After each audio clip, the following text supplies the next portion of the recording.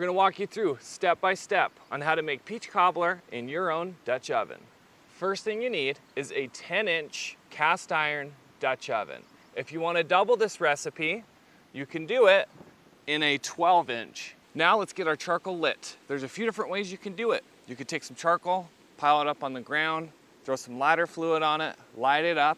Another way to do it is in a charcoal chimney or a charcoal starter. We're gonna go for 20 briquettes for a 10-inch Dutch oven or 24 for a 12-inch. Pretty much take the inches and times it by 2. That's how you know how many briquettes you need. It's not a bad idea to do a few extra in case some break apart. Doesn't hurt to have more. To start your chimney, what you can do is if you have a fire already going around the campfire, just set it over it for a bit to get it started. Set it over a propane grill, newspaper or a paper towel and some oil. Here's a little trick I like to do. Pour some oil all over the paper towel, let it soak in. Okay, once it's nice and soaked, put it underneath your starter, get it lit, and let it work its magic. First thing we're gonna do, peaches. I've got 2 cans, 15 ounces, or you can get one 28-ounce can. That works just as well. I prefer it in 100% juice. You can do it in the heavy syrup or light syrup. It's just gonna be sweeter and maybe a little bit thicker. But I like how this adds just a little bit of sweetness and tanginess. So go ahead and pour them in with the juices. Now I personally don't like the huge chunks of peaches, so I'll get like scissors or a knife and cut them up. If you don't have that, the lid works just as well. Go through and just cut them up into smaller pieces. Now after you've cut those up, go in with the second can with the juices still. Cut those up. You don't have to cut them up. You can keep them as big chunks if you like it that way. Okay, now we're gonna go in with a tablespoon of cinnamon.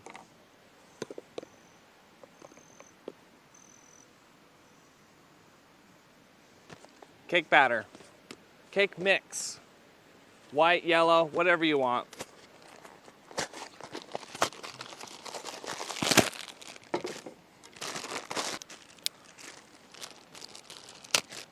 We're just gonna snag 2 tablespoons of our cake mix, sprinkle it on top.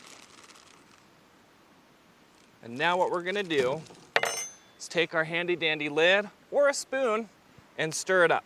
This will help thicken those juices a bit so they're not completely runny.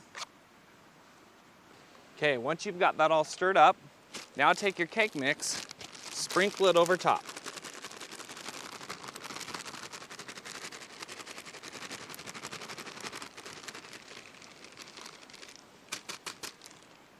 Try and keep most of it in the Dutch oven.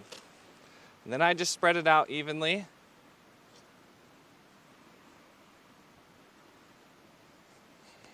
Butter. Once your charcoal starts to look like this, about 5-10 minutes into it, go ahead and pick it up, give it a little shaky shake. That will kind of mix it up a bit and let it keep going. It's almost ready though. 1 stick of butter. I like to cut it up in cubes. We've tried actually testing it with cutting up in cubes versus grating the butter with a cheese grater, spreading it evenly throughout. The outcome, not much of a difference. So I'm sticking with cubing because it's a lot easier, not as much of a mess. And if you forgot a knife, handy dandy lid will come in handy. So yeah, take your lid and just go through and cut it into some nice cubes. Like so, perfect cubes, just like I did. Okay, now take them and you can even kind of break them up and give them a good sprinkle. This is what's gonna help give that peach cobbler almost like a shortbread texture, is the butter. You need the butter. Yeah.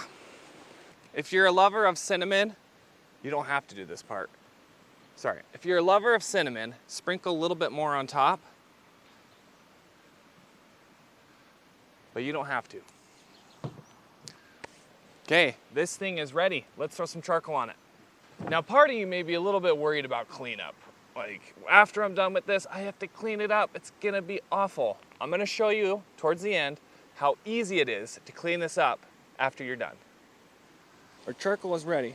All of them are mostly white. They don't have to be all white, but those look ready. Okay, so find a nice level spot on the ground. Right here is pretty level. What we want to do is lay down 5 briquettes on the bottom. If you are using a 12-inch cast iron, you'd want to use 8. Pretty much take your total number and put 1/3 on the bottom, 2/3 on top. Space them out pretty evenly like so. Put your Dutch oven on top.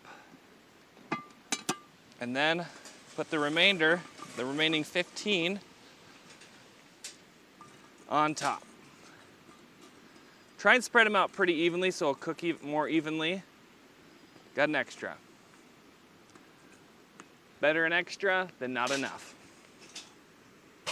Set a timer for 15 minutes and we'll come back and check on it.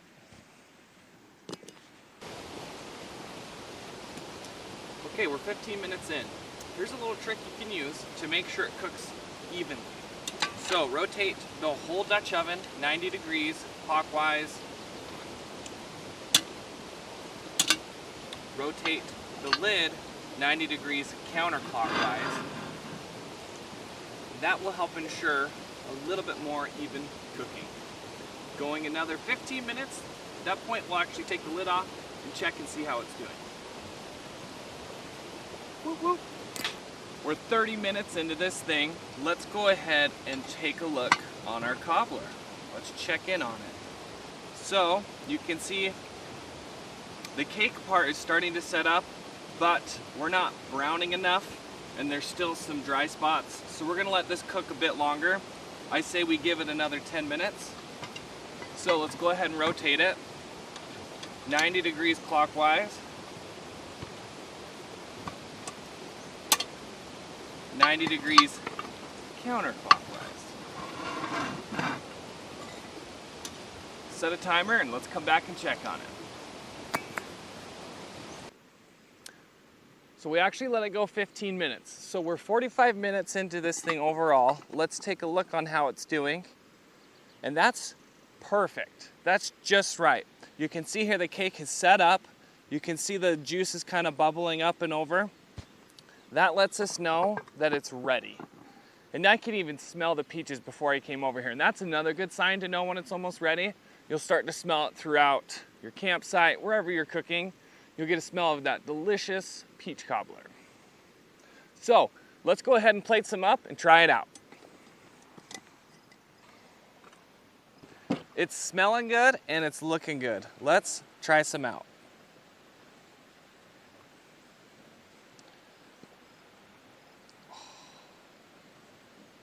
Looks perfect. Check out this texture here.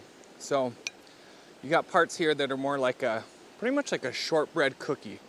And then other parts that are a little more cakey.